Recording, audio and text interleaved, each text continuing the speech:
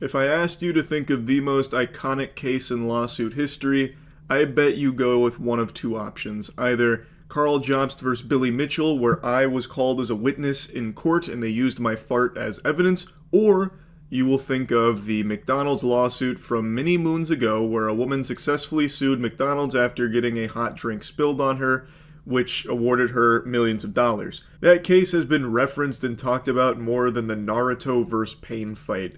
Basically, she had a drink that was dangerously hot, fucking matched the power of the sun. They basically served a cup of magma, and it spilt on her and it disfigured her. So she sued them, wanting her medical bills covered for all the medical treatment she went through as a result of it, but Ronald McDonald said, best I can do is one of these. It went to trial. The jury awarded her like $2.7 million in punitive damages, which eventually got knocked down to a little less than that, but she did receive a fat paycheck for all the damage that was caused. Now, the reason I'm bringing this up is because we just saw a pretty similar song and dance happen with Starbucks, where a man was served some hot tea that spilt on his lap in the drive-thru, disfiguring him, and he has now just been awarded $50 million. We have footage of exactly what happened here, so you can see the Starbucks employees got 3 venti hot teas that they're putting in a carrier right now and about to serve to the customer. But these hot teas have a different destination in mind. They're going straight to Penisville. So Michael grabs the carrier and one of the hot teas fucking ODST shock drops right onto his groin, which has caused third-degree burns and disfigurement to his penis, groin, and inner thighs. Now, I've seen some people make the claim that he did it to himself, like he threw the teas on him, like took a bath in it to try and sue Starbucks for damages. I don't get that sense watching that clip there, because you can see when he brings it into the car, that back one just fucking plops out. I don't get the feeling that there was any intent to disfigure his penis here for the sake of a paycheck. It really seems like when he brought it into the car, and as he was moving to set it into the seat next to him, that one hot tea just said, I'm out. So it fell onto his lap, which then caused him to, accelerate in pain and panic. So I don't think it was on purpose. According to his attorney, he said that Michael's life has been forever changed. No amount of money can undo the permanent, catastrophic harm he suffered. This jury verdict is a critical step in holding Starbucks accountable for flagrant disregard for customer safety and failure to accept responsibility. So the lawsuit was on the grounds that Starbucks was at fault for not properly securing the hot drinks to the carrier, which led to this dick disaster. And he's won. According to CBS, the jurors deliberated for just 40 minutes. They speedran that. They said, fuck you, Starbucks, check this gold split on the verdict. And also, Starbucks initially offered Michael $3 million before it went to trial, even upping it to 30 million clams, which he agreed to, but only under the condition that they apologize, change their policy, and issue a memo to stores telling them to double-check their hot drinks before handing them to customers. Starbucks declined those terms. They said, no sirree, Buster, we will not accept under those stipulations. We'll see you in court. We're coming for what's left of your wiener, as they put on the brass knuckles and look like fucking stooges going into court.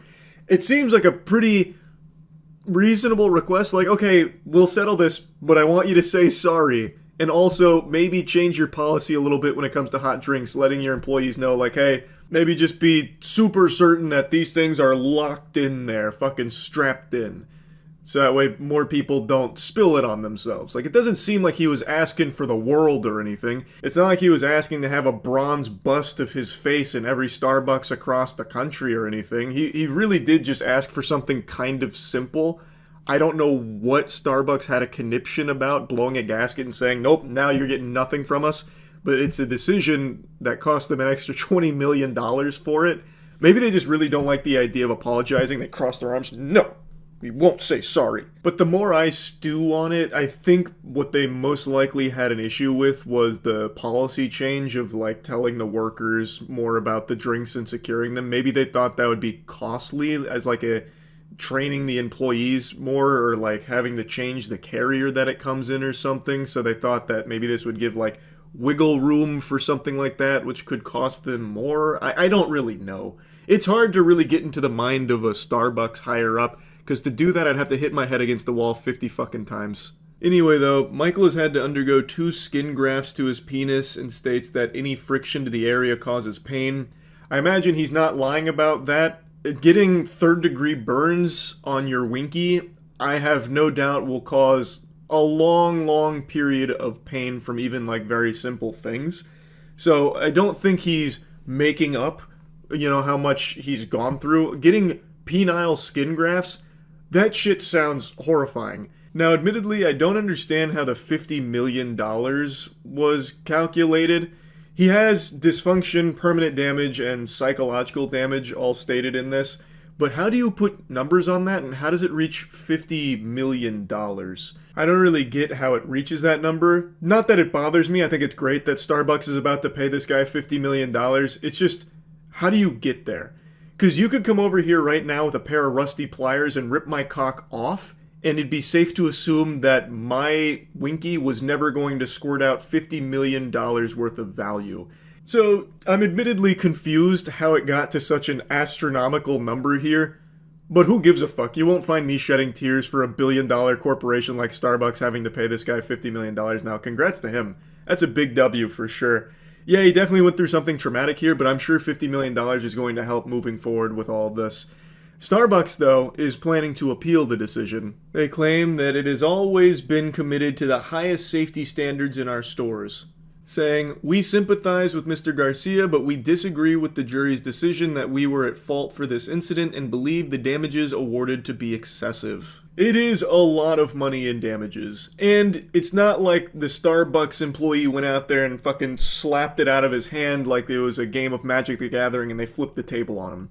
It is one of those things where after it was given to the customer, then the drink fell out. But I think you can, and they clearly did, make a convincing argument that more could have been done to ensure that the top of the lid wouldn't fly off and lead to the whole beverage spilling all over him, and that it wouldn't fall out of the carrier if it was secured better. But I think the main reason they want to appeal this and fight back against it isn't even like the money element of it. $50 million, Starbucks higher-ups wipe their ass with that on the daily.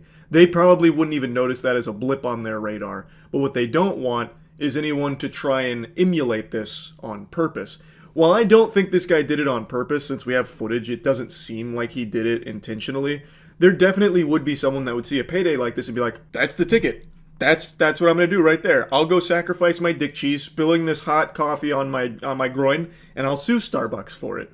And I think Starbucks just doesn't want that to be like an option. They don't want to leave that door open here if they accept like full responsibility and just roll over for it. At least that's what I think the goal is with Starbucks trying to fight back against it. But then I started thinking, how likely is it that someone would go through all of that like penile skin grafts, permanent dysfunction and damage for a potential lawsuit settlement, a big payday? I think the likelihood's pretty high. Would I do it personally?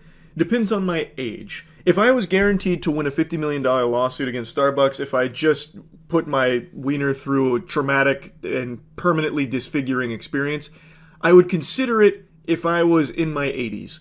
Because right now, I get a lot of mileage out of my cock. But when I'm in my 80s, yeah, we're going to have great memories together and everything, but at that point, I'm just going to be playing with like bubblegum down there. Like, it's not going to be, as prominent.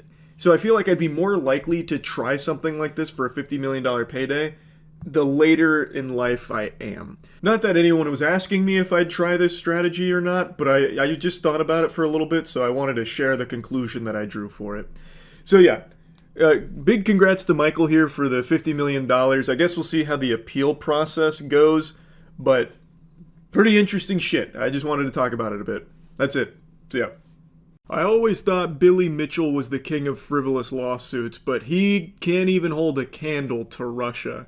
You remember a few months ago we were talking about how Russia is suing Google for over $2.5 decillion, which is an unfathomable amount of money. If you added up every single breath every single human being has ever taken since Adam and Eve, it wouldn't even come close to 2.5 decillion, let alone 2.5 decillion doubloons being a reasonable amount of money to ask for. It doesn't exist. It can't exist. I just learned about another lawsuit coming from Russia where a Russian League of Legends streamer has successfully sued Twitch for over $200 million, so a little less than what Google's on the hook for, all because he received a ban on the platform and was able to make a case in Russian court that is trying to enforce a $200 million fine on Twitch for the injustice this League of Legends streamer faced, even though in his entire time on Twitch, he himself only made $2,000. So the math checks out, actually. That seems about par for the course. It is so interesting. To help put this number in perspective, just how preposterous it is, there is an estimated 200 sextillion stars in the known universe. So this League of Legends streamer is looking to receive more money than there are stars in the known universe. Good luck.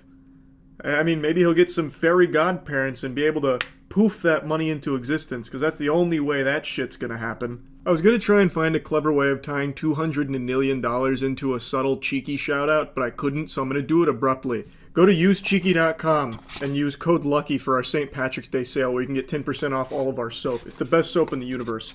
In fact, if you use Cheeky, over 200 million beings across the universe will say that you look and smell great. You look real clean. So yeah, it's usecheeky.com, and the code is LUCKY for the 10% off. Now to sum up the lore here, he was a League of Legends streamer named Licrit, and he was suspended in 2022 after the invasion of Ukraine, and the US imposed sanctions, and he was banned as a result. His father is also a Russian oligarch who apparently has some pretty close ties to Putin. After being banished to the Shadow Realm and not receiving payments from Twitch as a result of the sanctions, he took it to a Russian court in June and October of 2022, which Twitch called a violation of its terms of service. The first lawsuit was dismissed without prejudice, but the second one, well, the Russian law decided that one's got some meat on its bones. That one's got some real oomph to it, some pep in its step, and said that it violated his rights by suspending and demonetizing his accounts. So, the Russian court demanded that Twitch restore the account or pay a compounding penalty for non-compliance, basically the naughty boy penalty, where if you don't play ball and bend the knee to the most outrageous of demands, it's going to get worse. And Twitch, since they haven't reinstated the account, is racking up a fine of 100,000 rubles each day the account is not reinstated, and doubling each week without limit, per Twitch's lawsuit, which has reached astronomical levels. That's the exact same John Madden playbook textbook maneuver we saw Russia use against Google. The compounding penalty of 1,000 rubles every day and doubling each week. That's how you've reached these 2.5 decillion and now $200 million fines. More money than exists on the planet, no doubt. And this is their go-to, it seems, in Russian court if they're going to penalize a company. It looks like they go for this compounding penalty anime finishing move. This is their Kamehameha. It seems like this is pretty common, and I'm only just now learning about how frequent it is. I kind of want to take a plunge into some other notable court cases in Russia just to see if they do this for everything. Like a baker sold you stale bread, you took him to court, and now he owes you 1,000 rubles every day that you've had to have that stale bread in your intestinal tract, and it doubles each week without limit. I just wonder how often that's used. You know what I mean? Because now we've seen 2 instances of it, and it's just comical. I'm sure Twitch is going to fork over $200 million any day now. I can already just see the League of Legends streamer doing this with his hands we won, we did it, so any day now that money's going to be hitting my piggy bank. I'm sure Twitch is going to start feeling the pressure of this imaginary money demand very soon. You might as well be suing Twitch for glorbluckles. It's actual nonsense gibberish here, because these numbers are not reasonable at all. It's phony baloney. You can't actually enforce them no matter what. But it's not stopping them from trying, and I really appreciate that chutzpah, because it is fucking amazing. A Twitch lawyer said, because this penalty doubles each week, it purportedly is now larger than all the money in the world, unjustified on any measure, wholly disproportionate to less than the $2,000 in revenue generated by the League of Legends streamer's account while active. But in 2023, the League of Legends streamer filed a Turkish enforcement action to enforce the Russian ruling, serving the action on Amazon's Turkey office, which maintains that the agreements that he signed were with Twitch, not Amazon, making the actions invalid. Twitch and Amazon have been deprived of legal certainty provided by those agreements and subjected to Russian courts' application of Russian laws specifically designed to undermine U.S. sanction, Twitch lawyers wrote. Twitch is now looking to U.S. courts to kind of pump the brakes on this lunacy here. Like, it's a joke. Like, this is just a complete circus of a lawsuit. I don't think there's any reasonable person on the planet that would read this case and be like, nope, League of Legends streamer is 100% in the right here. He is owed $200 million for the suspension. Now, from what I can see, he wasn't suspended due to, like, bad behavior. He didn't do anything naughty. Like, he didn't, bring his sack out on stream and get rambunctious or anything. It truly was the result of those sanctions that went into place that prevented them from being able to send out payments to Russian streamers. And I'm not normally one to defend Twitch, but what the fuck were they supposed to do there? Just ignore the sanctions and get themselves in the legal hot water for it? Just so they could pay this League of Legends streamer his $200 for the year? Like, it doesn't make sense. Like, I don't know how they were supposed to, do that. And as far as the suspension goes, I don't think it was exclusive to just his account. From what I've read from the sanctions, they did that for a lot of Russian streamers. So it doesn't look like they decided just to fuck this guy in the face for no reason. So, yeah, I just had to talk about that. These Russian lawsuits of compounding penalties are fucking incredible. They are so goofy. It's just not real. But it is kind of a fun thought experiment. Let's say Amazon as a whole, not just Twitch specifically, is on the hook here for the $200 million. This League of Legends streamer's got him in the palm of his hands. And he's forcing Amazon to run it down mid for him and actually give him this money eventually. Assuming Amazon makes $1 trillion a year, which they don't. From what I can see, they make about $580 billion a year. So, like, they're halfway there, but it's easier to use $1 trillion. If they make $1 trillion a year, it would take them an entire millennium, 1,000 years, of every dollar they make throughout that millennium going to this debt to even make it to a quadrillion dollars, which is not even a fraction of the total that they owe this League of Legends streamer. It would take them until the universe itself dies of a heat death to even come close to being able to make that amount of money to pay him back. It's just not possible. Unless you have a galaxy brain intellect like me. You see, if I was CEO of Twitch and I was tasked with getting us out of this pickle here, I know exactly the solution. I know exactly what I'd do. I'd say, look, we honor our debts. Friend, we got off onto the wrong foot and we want to make things all square here. And then I'd print a bill that says $200 million on it. And I'd hand him the $200 million bill and say, we're good. Because that's the only fucking way that this could possibly ever end with this demand. Unless, of course, it just gets thrown out, which it doesn't seem like Russian courts are willing to do. So, you just make up a bill that's $200 million and say, Godspeed figuring out what to do with that, I suppose. So yeah, I just wanted to talk about this a little bit. That's it. See ya. Doesn't matter if you've been living under a rock. I'm sure even Patrick Starr's gotten this news by now. PayPal Honey, a wildly successful browser extension used by millions, turned out to be a big scam, allegedly. Except it's not alleged, it is factually a scam, in my opinion. I think Honey is more of a scam than the shake weight. This shit is foul.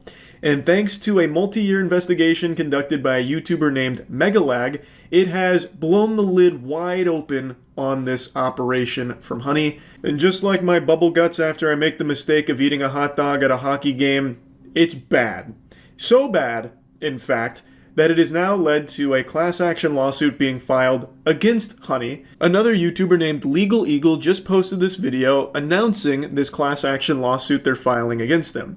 Now, when you hear the term YouTuber, most of you picture a bumbling imbecile like me. But contrary to popular belief, not every content creator is overdosing on stupid juice. Legal Eagle is a real attorney, not some phony baloney, horse hockey, a title he gave himself from Roblox or anything. And he made this video going over the motivation behind this class action lawsuit, believing that PayPal Honey has caused substantial financial damages to a substantial number of people. Now, this isn't his first rodeo announcing a lawsuit. I believe he's made 2 other videos talking about something that he's suing. This one obviously comes pretty early into the investigation that Megalag has conducted. Keep in mind, that was part 1 of a 3-part series that Megalag is releasing on his multi-year investigation of Honey. And part 1 already had enough foul play to lead to a class action lawsuit. I don't even know how much worse it could get with this rabbit hole. Like, part 2 might just prove PayPal Honey was trying to cast the infinite Tsukiyomi and trap everyone on Earth into a Genjutsu where we just keep fucking giving them affiliate commissions or something. Like, I do not know what else could possibly come out from Honey. Lord help us, part 3 from the investigation might just conclude and prove that PayPal Honey was trying to quantumly inject microchips into our brains or something. It really is, like, it's fascinating just how bad this company is. That one part of a 3-part investigation was enough to lead to a class action lawsuit against them. And it's not a frivolous lawsuit either. There's not really any question of whether or not Honey was engaging in taking affiliate commissions. They openly confirmed with Megalag that, like, they acknowledge that, yes, we will sometimes be the last click and get that affiliate commission. They openly say that. So that's not even what's called into question. It's more so now, is it fully illegal? And in my moron eyes, like my idiot vision, I think it has to be, right? Like, I talked about it a bit on stream last night. I'll show you some clips there. But I think it is the textbook definition of cookie stuffing, which does have a legal precedent set that it's wire fraud. Now, I think there's been a little confusion on exactly how big of a scam this is, so I'm going to try and break it down into even simpler terms. A lot of people are under the impression that the only people affected are those that promoted Honey. Like, who cares about influencers that lost money, through commissions and stuff? That's not the actual scope of it. Even setting aside the blatant false advertising where Honey claims it gets you the best coupons available, which is proven to be untrue. In fact, they hide the best coupons from you because they work with the companies directly to give you what coupons they want you to have access to. So they'll give you like a 5% coupon, even though you could find a 20% one on your own. Honey tells you that doesn't exist. There's only this 5%. Setting that aside, which directly hurts the people that use Honey, setting that aside, the affiliate theft, what I believe to be cookie stuffing, it comes from people no matter what their familiarity is with Honey. So let's say your grandmother, this is the example I've been giving on stream to try and help explain it. Let's say your grandmother on Facebook, she has an affiliate link to baking supplies, Tupperware. She has an affiliate link for Tupperware, and she shares that on her Facebook page. And you, being the good grandson you are, want to support her and give her a little commission, and you could use the Tupperware. So you click her affiliate link, you go to the Tupperware, as you're checking out, Honey pops up and says, do you want to check for coupons? And you click, sure, I might as well. So you click that, it finds no coupons, you close it. And then you finish your checkout. Well, what happened is, when you click that from Honey, Honey took the affiliate commission. So your grandmother got nothing, and she'll never even know you clicked that affiliate link.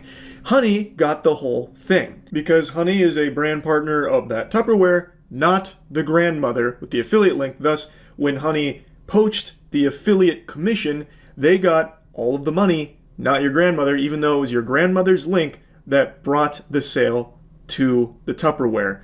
But that company will never know that it was the grandmother's link that did it. They will just see that it was Honey that got the last click. Thus, they have to pay out the commission to Honey. That's what's going on. Your grandmother had never heard of Honey. She never promoted Honey, but you had it because maybe your favorite YouTuber talked about it, or maybe you just happen to see all the advertisements elsewhere for it. That's the actual spaghetti and meatballs of it. It's not just people that promoted the Honey, getting butt fucked or anything. It's anyone that has Honey and then tries to click an affiliate link. Honey will take it, even if that affiliate link came from someone that knows nothing about Honey. And another good thing that was pointed out in Megalag's video, even when Honey provides no value at all, where you're in checkout and Honey says, hey, just popping up to let you know, didn't find anything. Like, even if you don't click anything, it just pops up and says, hey, I'm here, I got nothing for you. And you click, to exit out, you click got it to get rid of it. You clicking got it, even though it came up and said, hey, we didn't find anything, we're not even trying to find it, there's nothing here for us, even though it did actually nothing, you just click and got it, will take the affiliate commission. And the person who had the affiliate link will never know that that even happened. Another big question is, well, how did people not know they were missing out on money? How did they not know they weren't getting paid? That's how, because you never even knew it was happening, because someone just having honey took the whole commission, so you never saw any of it. I think for a lot of people there was a misunderstanding that people were getting paid by honey, and they didn't understand how people didn't recognize they were just missing payments from honey. Like, how could you possibly ignore that? No, that's not the case. Anyone that had honey installed and engaged in clicking an affiliate link, that commission never made it to whoever the affiliate was. Honey would take it. So the actual affiliate would never even know that it happened, which is why it was impossible to ever even find out. That's what made it so slippery and so sneaky. And that's also why it's nearly impossible to know just how much money was lost this way, and why it's likely into the deep millions upon millions of dollars. Which is why I think this class action lawsuit could be huge. Of course, I'm not a lawyer, I didn't pass the bar, I don't know for sure, but it seems like there is so much money that was likely lost from this because of PayPal Honey stealing the affiliate commissions. Now, the next question a lot of people ask is, did PayPal know? PayPal purchased Honey for $4 billion. You bet your sweet bippy they knew. I've been flip-flopping on this back and forth, but for a $4 billion purchase, I think they would have audited the shit out of that company. I think they would have absolutely known that this was like their bread and butter. Because how else are they making money? Like, really, how else are they making money when you really stop to think about it? Markiplier pinned the tail on the donkey. His gut was absolutely right. Like, PayPal would have had to have known that when they purchased this company. I think it's now just a matter of, did PayPal know that it might be illegal? Did they knowingly spend $4 billion on illegal business practices, which would be mind-boggling if that is the case? Like, the answer is yes to that question. So I'm very interested to see where this class action goes. But anyway, I want to show you some of the clips from the stream because we dove into their terms of service. Honey actually is so fucking scummy that they snuck some shit into their terms of service, which of course nobody's reading. Everyone knows no one reads the terms of service. Even the law knows no one is actually sitting through and reading through every single fucking term of service for the things they sign up for. But Honey knew that and snuck some shit in there to try and cover their own ass. Like I said after the initial part 1 of the investigation, this is going to be a huge class action. There is unironically millions of dollars that were probably lost along the way for a lot of different people. So I'm very curious to see just how big it gets. I think it's almost billions of dollars lost. I've got to stop the music for that. Okay, it's going to be a lot of money, but billions? Is Honey even worth billions? PayPal paid $4 billion for it. I got to stop the music for this. Did you know Honey's terms of service make it so you can't sue them with a class action? I'm going to look that up myself right now. I don't believe you. But no one ever reads the terms of service. But I imagine Legal Eagle would have before the class action. Let's see.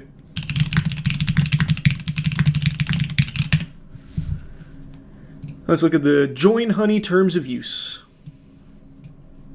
Though I don't think let's just assume it's there for a second. Does that protect you?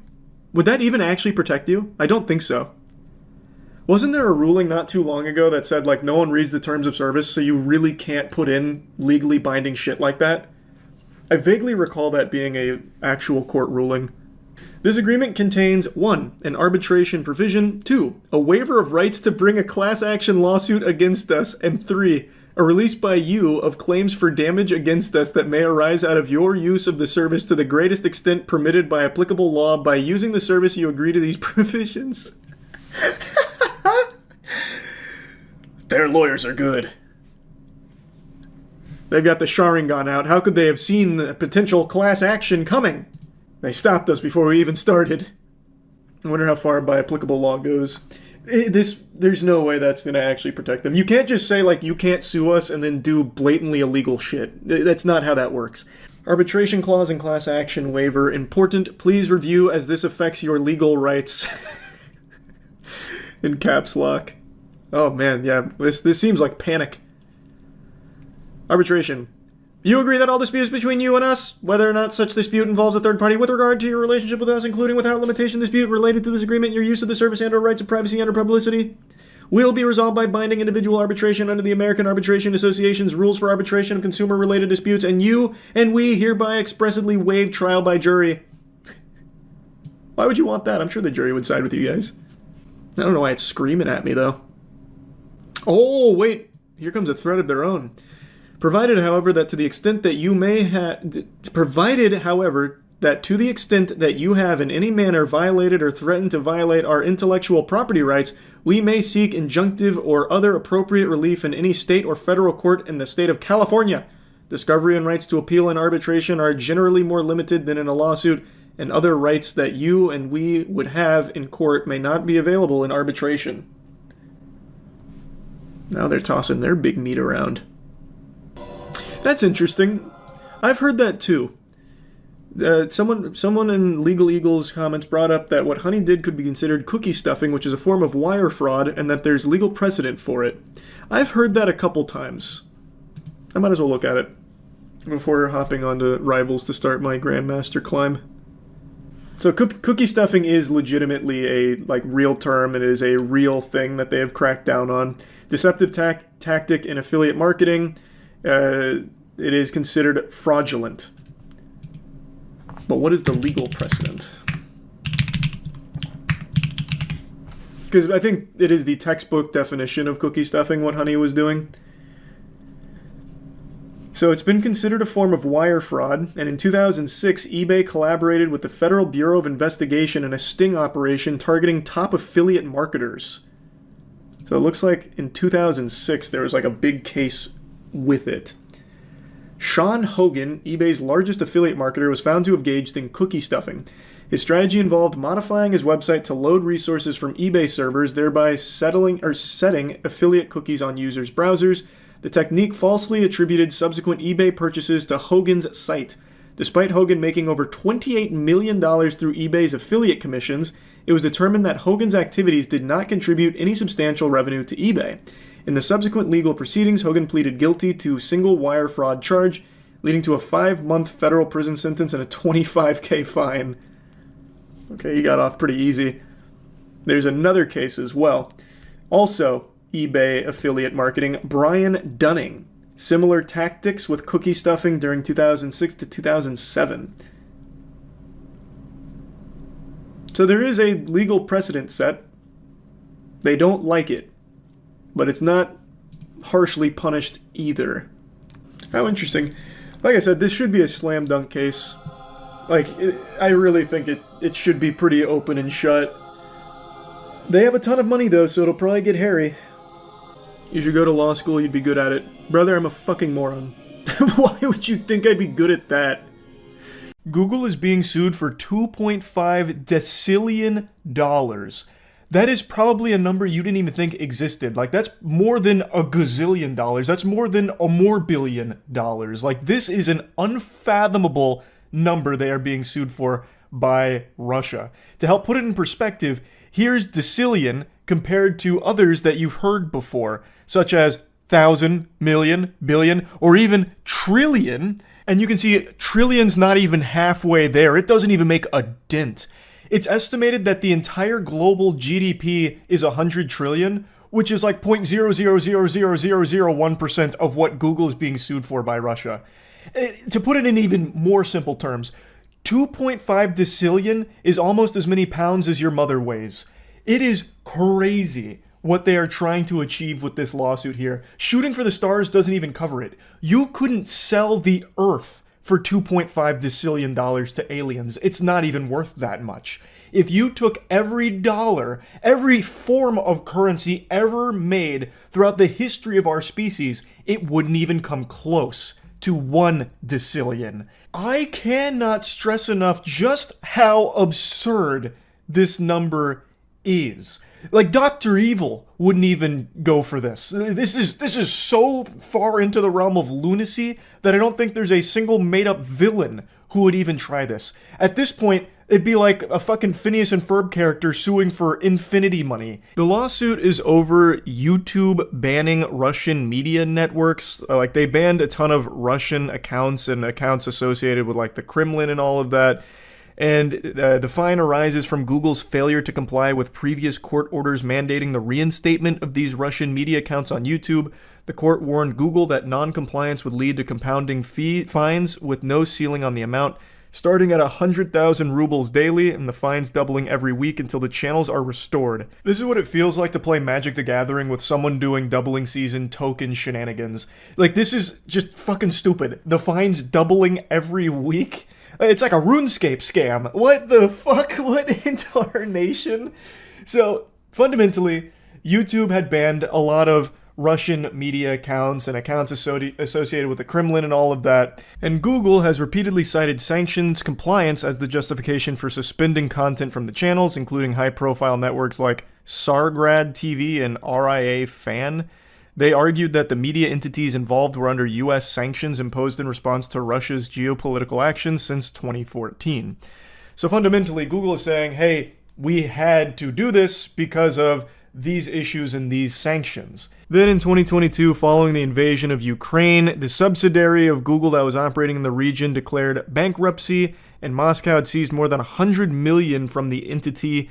According to The Telegraph, Google said Russia handed the assets to sanctioned TV channels including Tsargrad, and that they seized more than 100 million of Google Russia's assets, even though the amount purportedly due under the judgment at the time was less than 12.5 million. So this has just been a back and forth butt fucking for quite some time now between Russia and Google. Now, Google in its latest earnings statement said, "We do not believe these ongoing legal matters will have a material adverse effect." To me, that sounds like they're saying, there's a lot of words here and we're not reading them. They're just going to ignore it. They're not even going to play ball with it for even a second. They're not entertaining the idea of a $2.5 decillion fine. They're just plugging their ears to it.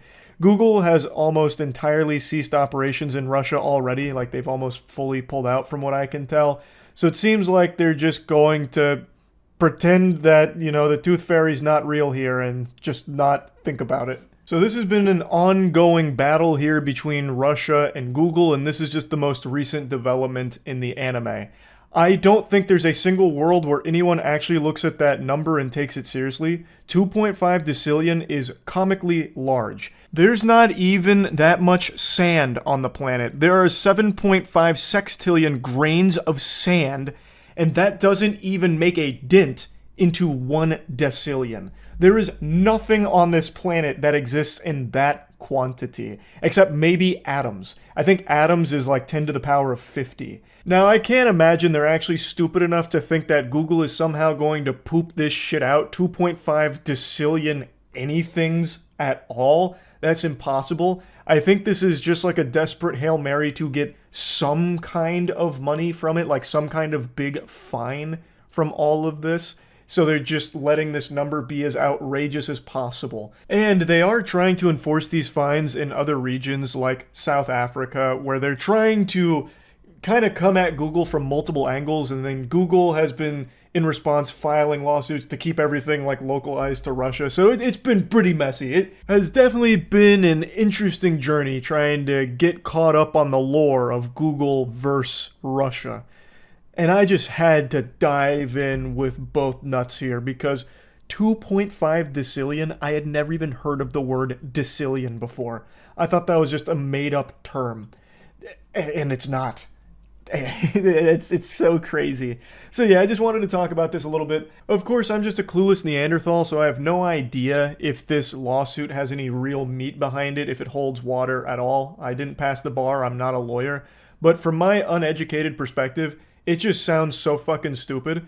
To be coming at Google for this amount of money over YouTube accounts being banned, I think is ridiculous. It's not like those YouTube accounts were going to generate anywhere near that level of money. Realistically, all of the YouTube accounts put together probably wouldn't have generated anything even close to $100 million, even if they were operational for 100 years. Like, I just don't understand where this number's even coming from. Like, I understand it's like the compounding fines where it doubles every week, but it's just made up, pulled out of their ass arbitrary nonsense. Like, can any YouTuber do that? Like, oh, my YouTube account was unjustly terminated. Google owes me $1,000 per day that it stays down, and it's going to double every week. Well, based on what? Why? That's just a classic because I said so moment right there. I just don't see where they're getting this from. Like, why would it be doubling every week? Who made that rule? What referee came in there and threw the flag on the play saying that it needs to be doubled every week that they don't comply? Like, it just doesn't make sense. Those accounts were never going to generate anywhere near that level of money for a daily fine that would double every week. That's just that would never happen. So how the fuck can they possibly expect Google or any like reasonable judge to look at that and be like, "Oh no, that sounds about right." Again, I'm pretty sure it's just to be like intimidating and scary to settle for some kind of payment out of court, perhaps. But to me, this just doesn't seem to be like a lawsuit with a ton of punch behind it. Like, it really just doesn't seem like they have the strongest case to be coming at them for this amount of money. Now, it's worth mentioning, just like the end of a Marvel movie, it will return. This ticking time bomb hasn't stopped. It's still going, and it is still actively doubling. So it's 2.5 decillion now, but this might be the cheapest it'll ever be, because in a month from now, a year from now, we may be looking at new numbers that are going to need to be invented to figure out how much Russia is trying to hit Google for. Anyway, though, I just had to talk about it a little bit because it was so crazy, and I was diving into it pretty deep this afternoon. That's really about it. So, yeah.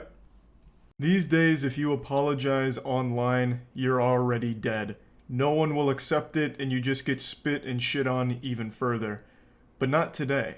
Today I'm going to be accepting an apology. I know you've probably already fallen out of your seat upon hearing that shocking information, but just hold your horses and let me explain a bit.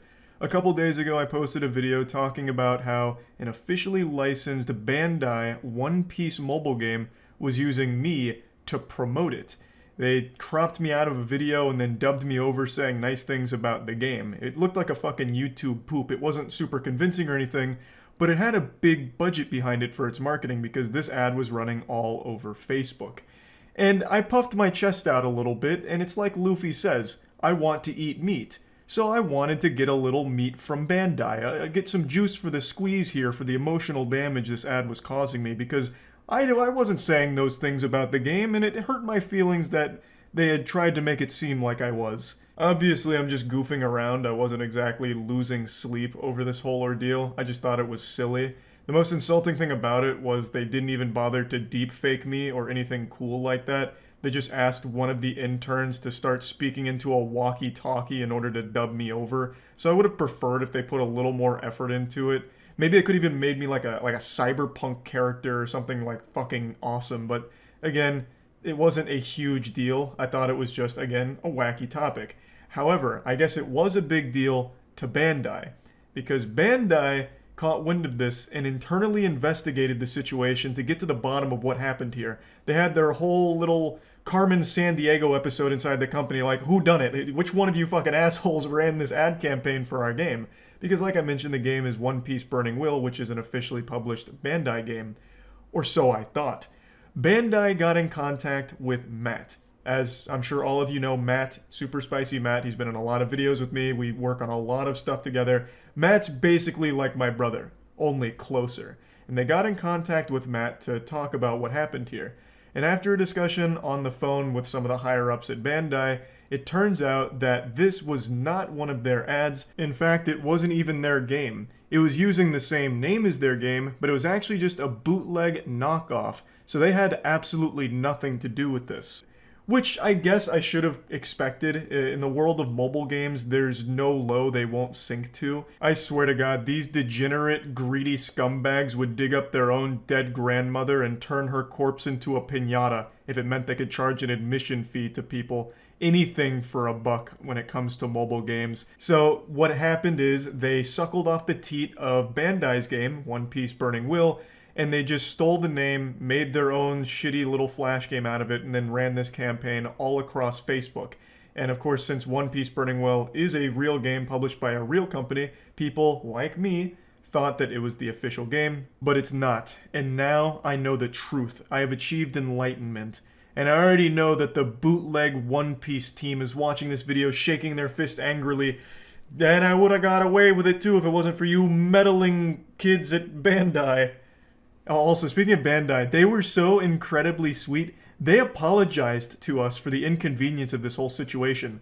They didn't owe us an apology, and they still said sorry anyway. They didn't do anything wrong. They were completely innocent in every aspect of this, and still said they were sorry. How incredibly sweet. Just a bunch of sweethearts over there. You know, maybe the One Piece was actually an apology all along. Because I feel like this was a treasure even better than anything Luffy's gonna find in the anime. It was just extremely nice, so I just want to make a public statement here saying that I will no longer be pursuing any type of legal action against Bandai. But who knows? Maybe I'll redirect that litigation towards this knockoff team that used me without permission, damaging my reputation nearly beyond repair. You know, because this is a shit game. That game is absolute dog shit. I'd never say nice things about it. And how dare you edit me to make it seem like I would. You used me like a fucking fleshlight, and I won't forget it. I'm like a goddamn tortoise. I have memories for 1,000 years worth of anger. And I won't stand for this. I might just take revenge. You'll have a panic attack every time the postman rolls up, wondering if he's just delivering the usual bills and magazines, or if there might be a little lawsuit hiding in there, sneaking around. I might just take your ass to court and fuck it. So, yep. Now, even though I know that the official One Piece Burning Will game is completely innocent in this case, there's one thing I won't budge on, even knowing the truth. And that's my demand of One Piece to officially include me in the manga or the anime. I still think because of everything I've suffered here, that it's only fair that I just have a small character in the actual narrative. It doesn't have to be a huge role. I don't have to like upstage Luffy and take over as the leader of the Straw Hat Pirates or anything, but just like a single panel where maybe Luffy and the gang's passing a tombstone that says like, "Gone but not forgotten, Greasy D. Charles." Or maybe they're like celebrating a great victory at a bar and they overhear a conversation from one of the normal patrons and they say like, "Hey, did you hear? Old odorous Charles drank a bottle of bleach and died." Like, it doesn't matter. Again, it could be just like a single panel that mentions me. I think that'd be great. And really, I think I'm owed that much. After all of this hubbub here, all this hoopla, like, I mean, come on. Let's have a heart here, guys. But yeah, anyway, what a crazy week. Big thanks to Bandai for being so really cool about this whole situation. They were extremely nice about everything, so thank you for clearing everything up. And yeah, just wanted to give you a little update on this situation and tell you where we're at. That's about it. See ya. I just took a shower because I needed to cleanse myself of sin. I witnessed something extremely dirty and disgusting today. A scummy, popular One Piece mobile game just ran a massive ad campaign using me to promote it without my knowledge. And you would think that they like deep faked me endorsing it or something, which would be kind of cool, but they didn't even deep fake me. They just dubbed over my face saying nice things about the game in a completely different voice and accent and everything. It is outrageously low effort. And it's actually a sanctioned, official, licensed One Piece game published by Bandai. Luffy is really cool and powerful. His AoE skills can hit all enemies. Generally, as a front row role in the lineup, he has outstanding defense and attack. This is my lineup. I like all the characters. There are Solon and Ace. Ace can make me pass the customs faster in the early stage and fire A damage. It is very easy for him to obtain. Yeah, like I said, not a whole lot of passion or tender love and care went into this ad campaign. It's just me cropped out and dubbed over poorly.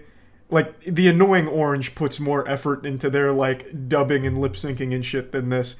And this is a big ad campaign. They put a lot of money into this. This is running all across Facebook right now. I got so many emails and messages about it, it's unreal. And I was curious, so I logged into my Facebook to see how long it'd take me to see it. Almost instantly. It's fucking everywhere on Facebook. They put a lot of money to get it out there, and this is the ad. Now, I went over it on stream, and I was under the impression that I was initially under the impression that this was some, like, low-budget indie studio student project just doing its best with zero marketing budget. But it turns out it really is an officially licensed game from Bandai and is extremely popular in China. I understand One Piece is all about pirates, but come on, this is too far. You're besmirching my good name. Like, I'm not even a big One Piece fan. I'm like 100 episodes in and I find it to be pretty mediocre. I'm gonna keep watching it until I catch up and finish it, but goddamn, at least wait until I like the show to pretend that I'm a big fan of this fucking mobile game. Like, have some dignity. Is nothing sacred anymore? I'm gonna go ahead and show you some stream clips from when I was going over it with chat, and then I'm gonna go into it a bit more. Hey Charlie, did you know a mobile game company used your face to make an advertisement? Yeah, I saw that today. That was kind of wacky. And show it. Let me see if I can bring it up. It's on Facebook, and I think I need to be logged in for that. What is it? It's like One Piece Burning Cross.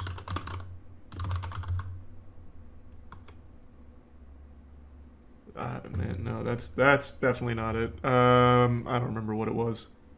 Burning Will. Burning Will. Yeah, this is the one. It's not like a big game or anything. I think the idea was to use me for an ad and hope that it would, like, drum up controversy to get some, like, curious clicks, perhaps. You get paid for it? No, man, obviously not. It wasn't a sanctioned ad. Like I said, I do want to get into, like, those awful mobile game ads where they're, like, they have, like, crazy chaos happening and everything's acted poorly. I'd love to be in those. But that's not one of these, unfortunately. Will you do something about it? Man, no. What the fuck am I going to do about it? Take them to court? They're not even a popular game. They have 6 goddamn reviews on the Android store. I'd be suing them over like jelly beans. Lineup, he has outstanding defense and attack. This is my lineup. I like all the characters. There are Solon and Ace. Ace can make... It's pretty convincing. ...faster in the early stage and fire a damage. It is very easy... I also think it's a nice cherry on top of the shit cake that it's for One Piece. When I'm not really a One Piece fan. It's getting a little better, but I still wouldn't call myself a One Piece fan. I will say it's like extremely low effort. I think they could have found like a much more fitting clip here. Like one where I'm getting excited. Like there's plenty of videos where I'm like pumping my arms, even dancing. They could have had me dancing like I'm dancing because of Luffy in One Piece Burning Cross. Or whatever dog shit this is. I don't know the name. Yeah, not even in a white tee either. They found one of the rare black shirt videos. So obviously I'm pretty upset about this, and the emotional damage has really taken its toll on my mental health as of late. So I demand an apology, not only from Bandai, but from One Piece in general. This whole phony ad campaign with these things I never said being displayed all over Facebook for a game I've never heard of is beyond disgraceful, and I just won't stand for it. So I think what's only fair is the next arc in One Piece is the Apology to Charles arc, where the characters lament the fact that a terrible mobile game based on them had the gall to use me, my innocence, to promote it without my knowledge. And I want Bandai to say they're sorry. There's no reason this has to go to court. We can settle this like gentlemen, come to an accord, make a deal. Maybe I get written into One Piece directly. I could be like a small side character in an episode. Stinky D. Charles. I get like thrown overboard or fucking blasted into oblivion. I don't give a fuck. But this, they went real far with this ad campaign right here, and I needed to talk about it. I don't want anyone to get it twisted. I've never played this game, and I probably never will. The things they're saying with my face on them, it's not me saying them. Those aren't my words. Don't let them fool you. All right? I'm not promoting One Piece burning... One Piece, Feel the Burn. What? I cannot remember. One Piece Burning Will. I could not remember this game's name. I'm not promoting it on Facebook, alright? In all honesty, I am extremely curious how this even happened.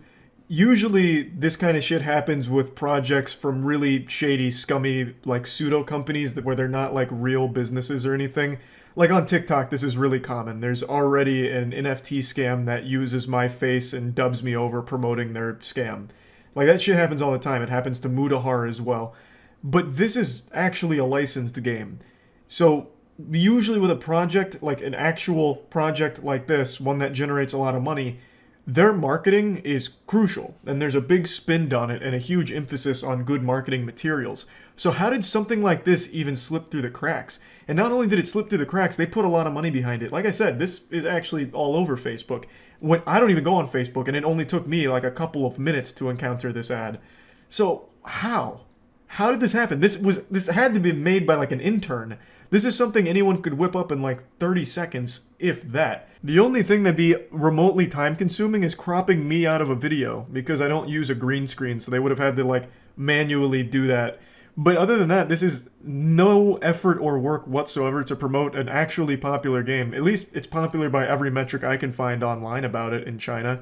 So I don't know how this happened. It's obviously not a mistake or anything, because this clip they're using here isn't exactly some kind of like royalty-free stock clip of me. Like I can't find this anywhere else online. So this is something they did in-house. They made the decision to take me from whatever video they used, I don't even know what video this is from, and use it to promote the game. It's just not something they found in like an assets folder on their hard drive or anything, or off the assets store somewhere. They just made the conscious decision to use me for this. And I don't even get why.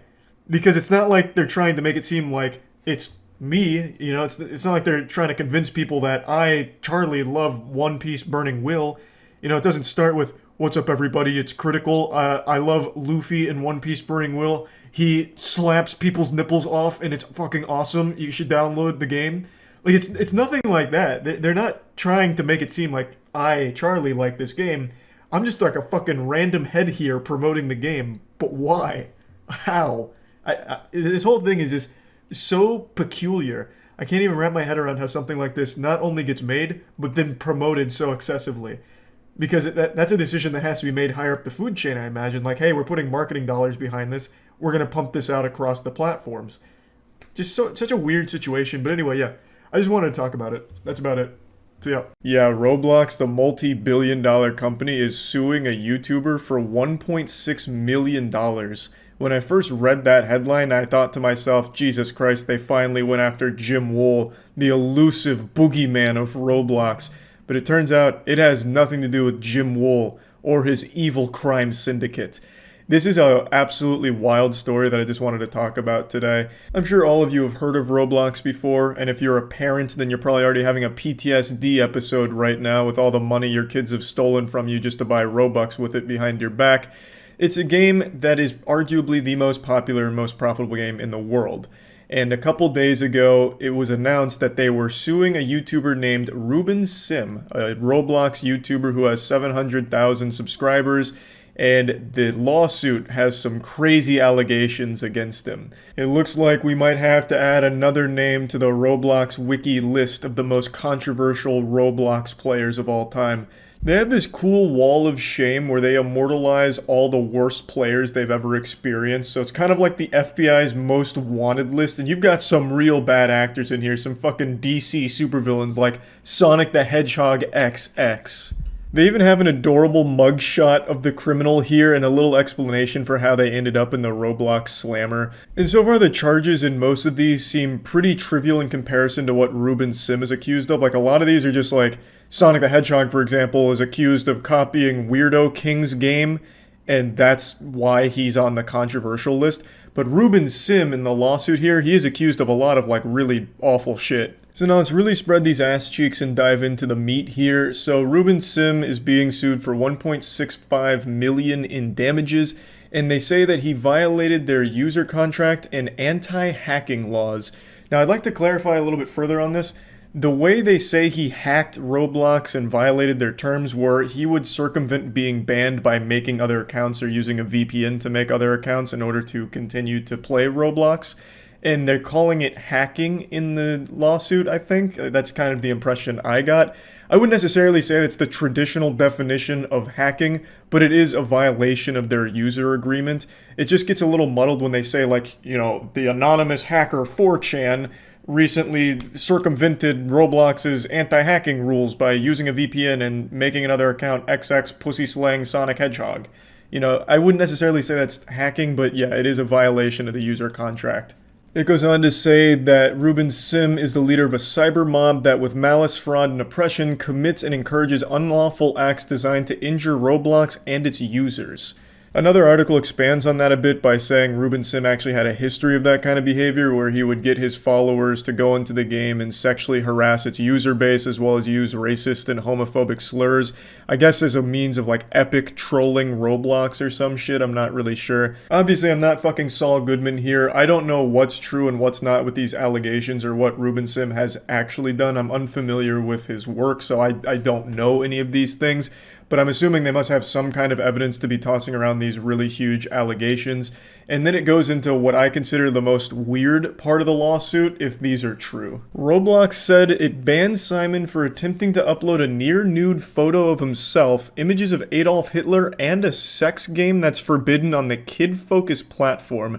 And then it again talks about his harassment of other users there. I'm sure all of you know this, but Roblox is a game that's mainly played by children, like actual toddlers that are still suckling on their mama's titty milk and watching finger family videos on YouTube. So if that's true, and Ruben Sim tried to upload a near-nude photo of himself to that game, that's so fucked up. That's like walking into an elementary school and whipping your cock out and then claiming that it was just a joke. I have no fucking clue what the point of any of that would be. That's not even like a trolling attempt. That's a speedrun attempt at jail time. If he wanted to go to prison that badly, he could have just gone to the station and just asked for it. Uploading a sex game to a kid's platform and an almost naked photo of yourself to a platform that's almost exclusively used by kids? What the fuck are you thinking? If that's all true, that's the dumbest shit I think I've ever read. Now again, I'm not Santa Claus. I don't know who's naughty and nice. I don't know what's real and what's not about this with the allegations. In response to this lawsuit coming to light, Ruben Sim has deleted every single one of his tweets except for a single one, which is just a GIF. He did have a tweet before deleting them that he left up shortly where he said he wasn't going to be talking about the case because he wanted to make it as easy as possible on his legal team to handle it, and he thought by talking about it, it would make their job harder. And I think that was a very smart play by him, but by deleting every tweet, it hides everything that they like reference in the lawsuit as well as just a couple other things. It just gets rid of any and all evidence they try and point to in the public eye. Obviously, Roblox being a multi-billion-dollar company has likely already subpoenaed for that information, so they still have it, but from like a spectator sport here, there's no way of going and looking at anything that they're referencing here and seeing if it's accurate, exaggerated, or just outright false. Though I would be absolutely shocked if Roblox was just faking this whole thing just because they didn't like his content. Apparently, Ruben Sim had a history of also like criticizing Roblox as a platform. I'm not familiar with Roblox, its controversies, things it does right or wrong. I don't know like any of that shit, but apparently Ruben Sim also like brought to light some bad shit in the community that also painted Roblox Corp in a bad light. So some people think that this might be their way of getting revenge against him. I don't know if a multi-billion-dollar company is going to be that petty about things, but let's continue with the lawsuit here. They go a little deeper on what they mean by hacking, where he was using fake accounts and evading bans, and then it talks about what is the most recent thing that prompted this lawsuit. The worst damage allegedly came during the Roblox Developers Conference in October of 2021. In the lead up to the conference, the suit says Simon engaged his followers on Discord, glamorizing the April 3rd, 2018 active shooter and murder at YouTube headquarters in California, and threatening/taunting a copycat act of terrorism at Roblox headquarters, telling his followers to wait until someone does it to Roblox. Then, during the conference, he tweeted that local police were searching for a fictitious, notorious Islamic extremist, and that the extremist had posted a video titled, "Someone blow up Roblox now." Meanwhile, his followers allegedly posted false active shooting threats and claimed to have poisoned the conference drinks. The event was delayed and forced into a temporary lockdown while local police and private security conducted a search to secure the facility, according to the lawsuit. Roblox said it cost $50,000 to investigate and secure RDC after the incident. Simon has since deleted many of his tweets. Obviously, this is the catalyst here. This is what actually prompted Roblox to take legal action against Ruben Sim.